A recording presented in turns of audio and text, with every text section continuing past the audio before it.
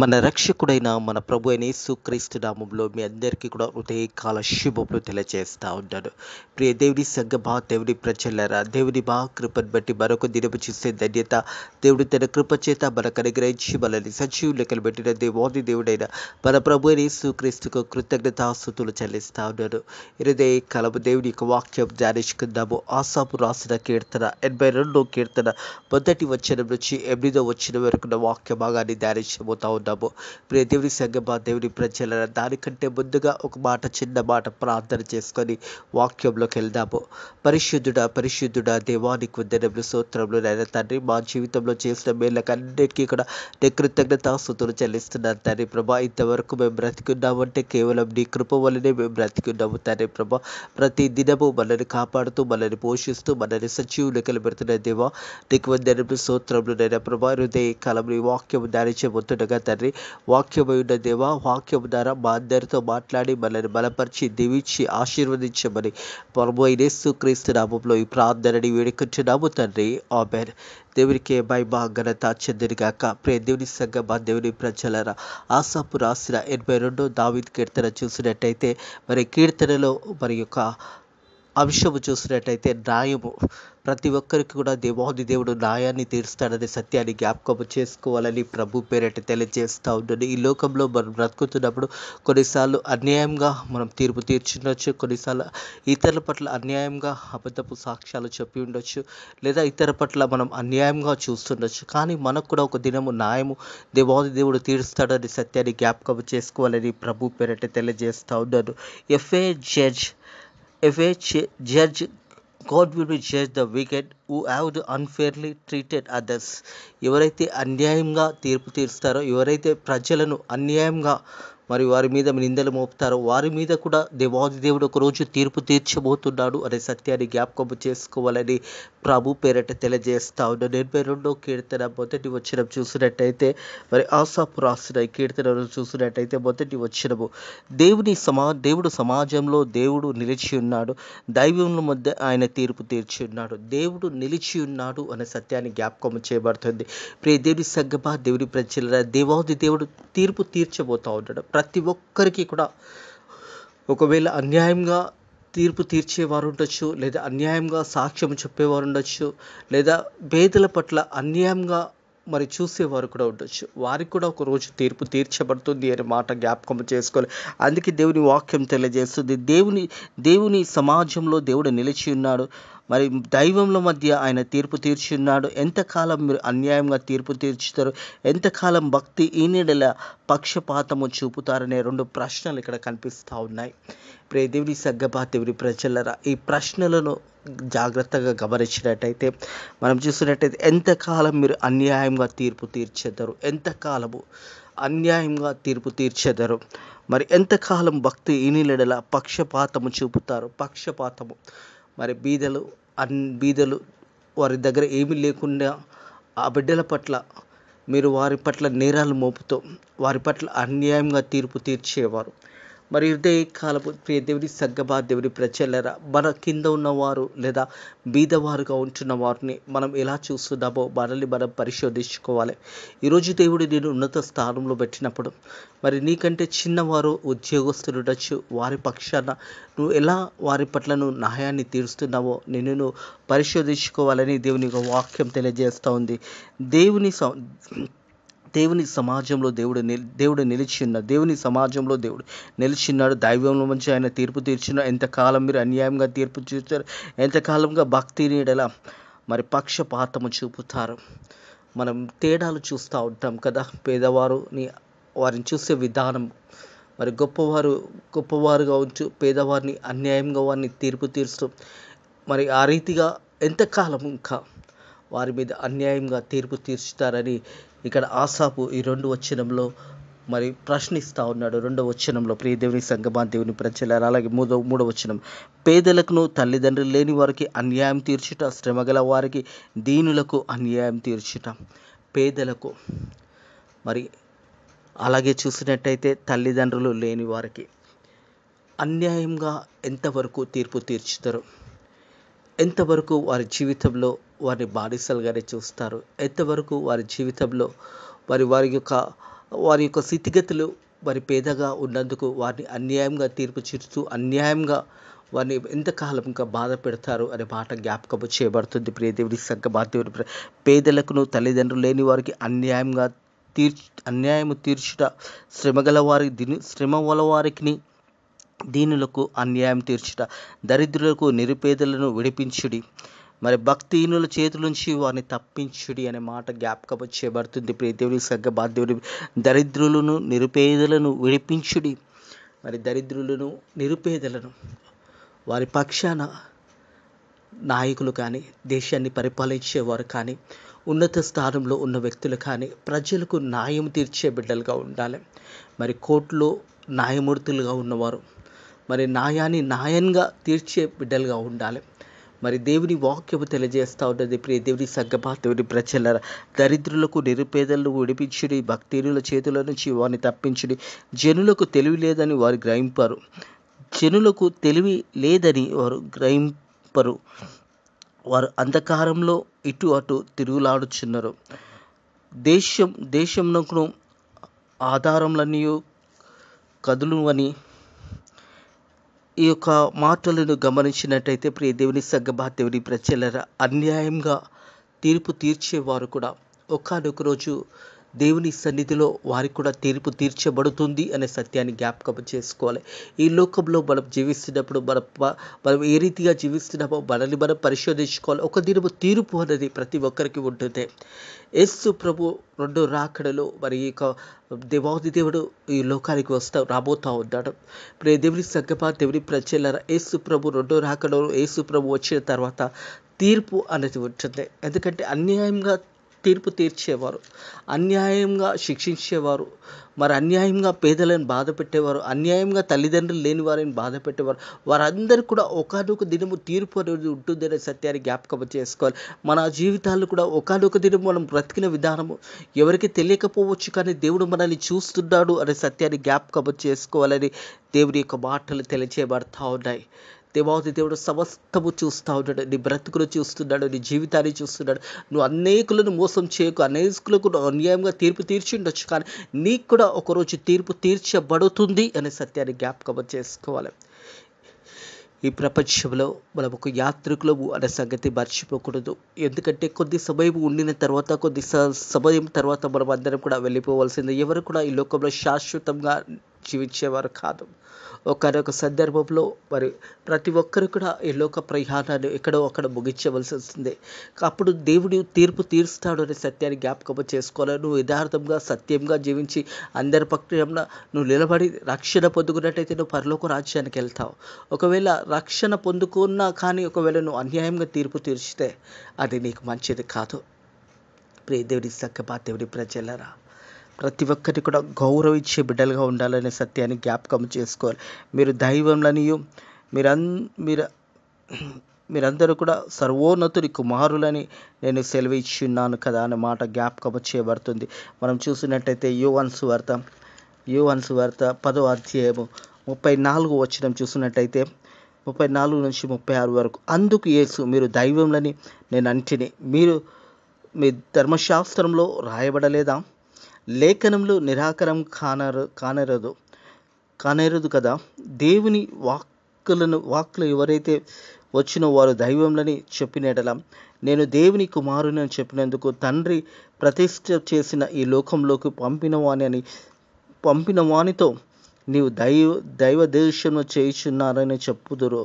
ప్రియ దేవుని సంగమా, దేవుని ప్రజలారా, మరి అందుకు యేసు, మీరు దైవంలో నేను ఇంటిని, దైవంలో దేవుని యొక్క ప్రజలుగా, దేవుని యొక్క బిడ్డలుగా, మరి దేవుని యొక్క కుమారులుగా దేవుడు మనకు అనుగ్రహించిన ఆ వరాన్ని మనం పొందుకున్న తర్వాత మనము లోకంలో జీవిస్తున్నప్పుడు మనం పరిశోధించుకొని జీవించడం చాలా ప్రాముఖ్యమైనది అనే సత్యాన్ని జ్ఞాపకం చేయబడుతుంది.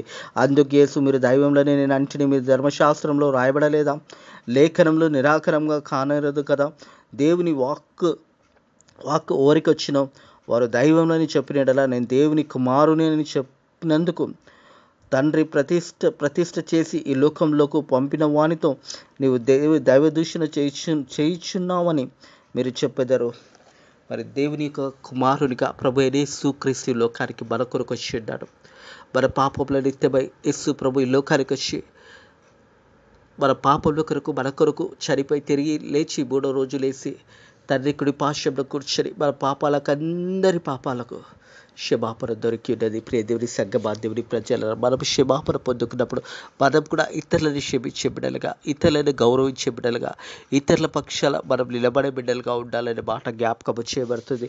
ఈ యొక్క కీర్తన 82వ కీర్తనలో చూసినట్టయితే 6వ వచనము, మరి ఈ యొక్క మాటను యేసు ప్రభు యోహాను సువార్త 10వ అధ్యాయం 34 నుంచి 36 వచనం వరకు వాక్య భాగంలో జ్ఞాపకము చేస్తూ ఉన్నాడు. ప్రియ దేవుని సంగమా, దేవుని ప్రజలారా, మీరు దైవంలని కూడా మీరు అందరూ కూడా సర్వోన్నతుని కుమారులని నేను ఎలా సెలవిచ్చున్నాను.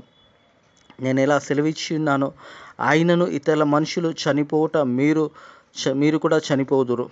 అంధకారంలో ఒకడు కూలినట్టు మీరు కూడా కూలుదురు. ప్రతి ఒక్కరికి కూడా మరణము అన్నది ఉన్నదే. ఆ మరణం నుంచి ప్రపంచంలో ఏ మానవుడు కూడా తప్పించుకోలేడు అనే సత్యాన్ని జ్ఞాపకం చేయబడుతుంది. ప్రియ దేవుని సంగమా, దేవుని ప్రజలారా, ఒకానొక దినము నువ్వు చనిపోతున్నప్పుడు నీకు కూడా తీర్పు అనేది ఉంటుంది అనే సత్యాన్ని జ్ఞాపకం చేసుకోవాలి. అందుకే దేవుని వాక్యం వచ్చింది, ఆయనను ఇతరుల మనుషుల వల్ల చనిపోనట్టు మీరు కూడా చనిపోదురు. ప్రతి మానవుడు కూడా చనిపోతాడు ఒకానొక దినం. ఈ లోక ప్రయాసంలో నుంచి, ఈ యొక్క లోకంలో నుంచి, ఈ లోక జీవితంలో నుంచి ప్రతి మానవుడు కూడా ఒకానొక దినము ఈ లోకాన్ని వదిలివేయాల్సి వస్తుంది. ప్రియ దేవుని సంగమా, దేవుని ప్రజలారా, ఆ రోజు నీకు తీర్పు తీర్చబడుతుంది. యేసు ప్రభు 2వ రాకడలో ప్రతి మానవుని కూడా తీర్పు తీర్చబడుతుంది అనే సత్యాన్ని జ్ఞాపకం చేసుకోవాలి. ఈ లోకంలో నువ్వు తీర్పు తీర్చుచున్నప్పుడు, అన్యాయంగా నువ్వు తీర్పు తీర్చినట్టయితే ఒక రోజు వస్తుంది, నువ్వు తీర్చిన అన్యాయం తీర్పుకు శిక్ష నీకు విధించబడుతుంది. అందుకే అంటుండగా, అంధకారంలో కూడా కూలినట్టు మీరు కూడా కూలుదరు. అంధకారంలో చీకటి దేనికి సాదృశ్యము అనగానే నిత్య నరకానికి సాదృశ్యంగా ఉంది. మరి ఆ ఒక సమయంలో ప్రతి మానవుడు కూడా, మరి మనుషులందరూ కూడా చనిపోతారు. మరి మీరు కూడా ఒక్కొక్క దినము చనిపోతారు అనే సత్యాన్ని మరవకూడదు. ప్రియ నేస్తమా, ప్రియ దేవా, ప్రియ దేవుని యొక్క కుమారుడా, కుమార్తె, నీకు కూడా మరణం ఉన్నదే. ఆ మరణము రాకముందే ఒకవేళ నువ్వు ఒక జీవితంలో ఒకవేళ పాపం చేస్తే, తప్పు చేస్తే సరిదిద్దుకో. నువ్వు బ్రతికి ఉన్నప్పుడే నిన్ను నువ్వు సరిదిద్దుకో.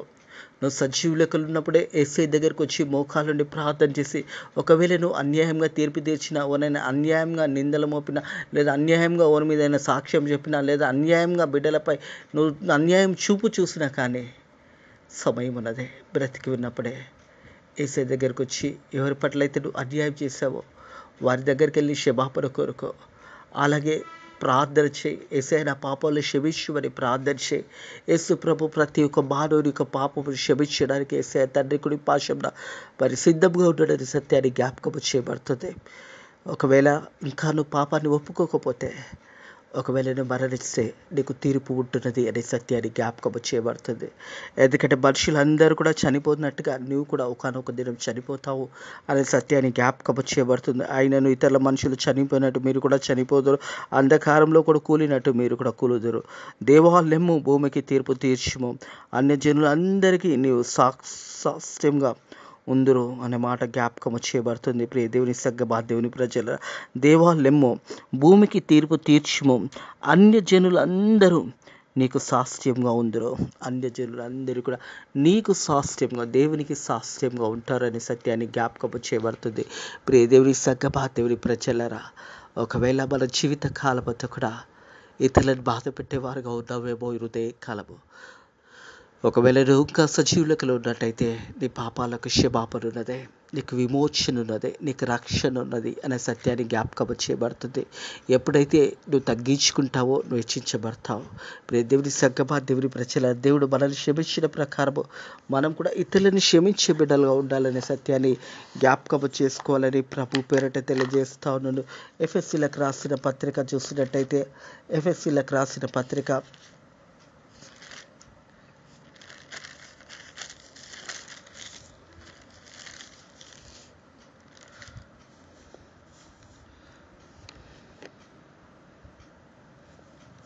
ప్రతి ఒక్కరం కూడా దేవుని సన్నిధిలో మనల్ని మనం ఒప్పుకొని మన పాపాలు ఒప్పుకుంటే దేవుడు నమ్మదగిన వాడు, ప్రతి పాపం నుంచి సమస్త దుర్నీతి నుంచి మనల్ని విడిపిస్తాడనే సత్యాన్ని జ్ఞాపకం చేసుకోవాలి.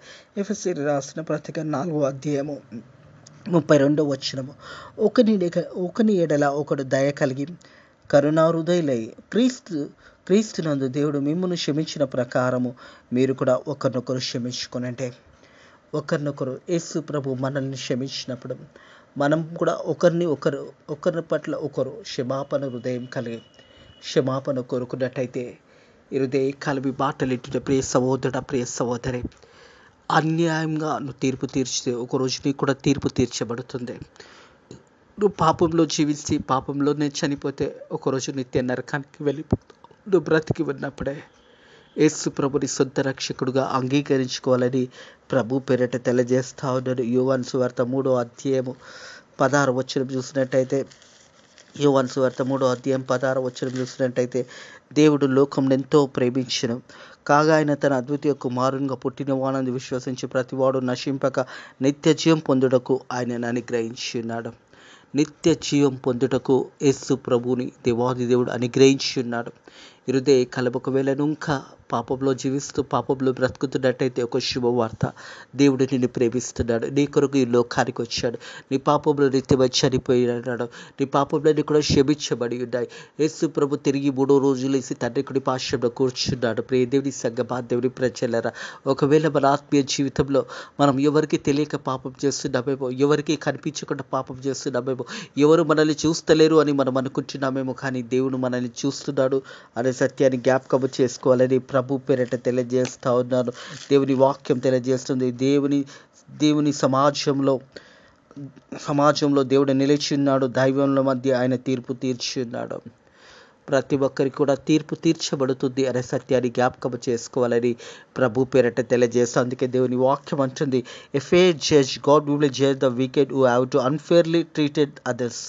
ఎవరైతే అన్యాయంగా తీర్పు తీర్చారో ఆ తీర్పు పొందుకున్న వారి పక్షాన అన్యాయంగా బాధపడుతున్న ఆ ఒక్క ప్రజల పట్ల దేవుడు ఉన్నాడు అనే సత్యాన్ని జ్ఞాపకం చేయబడుతుంది. దేవుడు వారి పక్షాన నిలబడతాడనే సత్యాన్ని జ్ఞాపకం చేయబడుతుంది. ప్రియ దేవుని సగ్గపా, దేవుని దరిద్రులను నిరుపేదలను విడిపించుడి, భక్తిహీనుల చేతుల నుంచి వారిని తప్పించుడి. జనులకు తెలివి లేదని వారు గ్రహింపురు, వారు అంధకారంలో ఇటు అటు తిరుగులాడుచున్నారు. దేశమునకు ఆధారములన్నీ కదులువని మీరు దైవములని మీరందరూ కూడా సర్వోన్నతుని కుమారులని నేను సెలవిచ్చుచున్నాను. ఆయనను ఇతరుల మనుషుల వల్ల చనిపోవటం మీరు కూడా చనిపోతారు. అంధకారంలో కూడా కూలినట్టు మీరు కూడా కూలుదురు.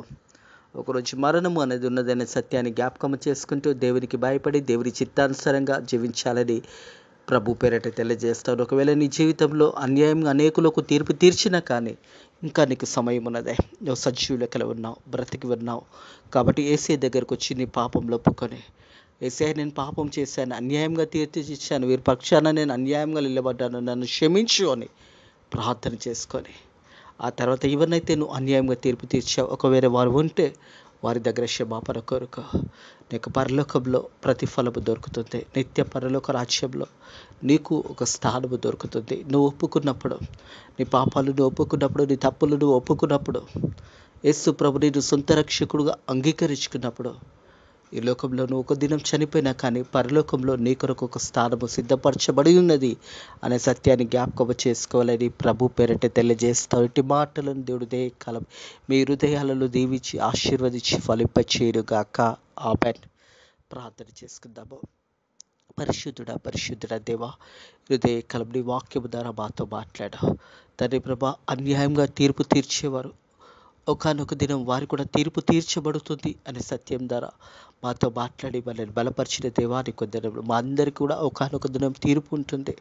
ఆ తీర్పులో మేము నిలబడాల్సి ఉంటుంది అనే మాట నాయన జ్ఞాపకం చేసి, నాయన ఎవరైతే రక్షణ పొందుకుంటారో, ఎవరైతే వారి పాపంలో ఒప్పుకుంటారో, ఎవరైతే వారు తగ్గించుకుంటారో వారు హెచ్చింపబడతారని నీ వాక్యం తెలియజేసింది ప్రభా.